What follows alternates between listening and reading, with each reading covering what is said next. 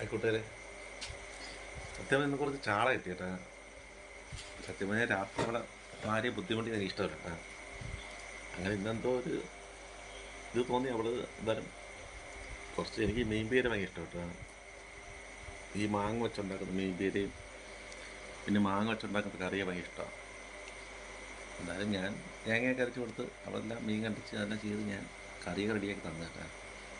അപ്പോൾ ഞാൻ ഇന്ന് ആഹാരം കഴിക്കാൻ പോട്ടെ. ഇന്നത്തെ ഫുഡ് എന്ന് പറഞ്ഞാൽ സൂപ്പറാട്ടാ. ആയിക്കോട്ടെ. ഇത് മീൻ തോരനായിട്ടാ.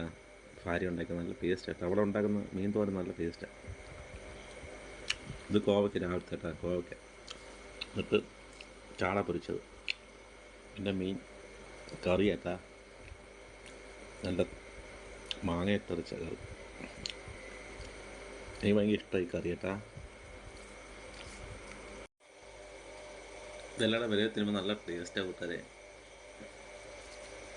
കോവയ്ക്ക എടുത്തിട്ട് തോരനൊക്കെ എടുത്തിട്ടേ ഇങ്ങനെ വരണം. വരവിട്ട്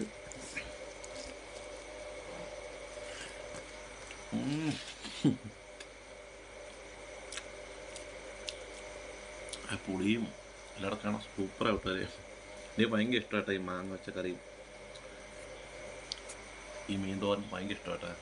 ഓക്കെ, ശുഭരാത്രി.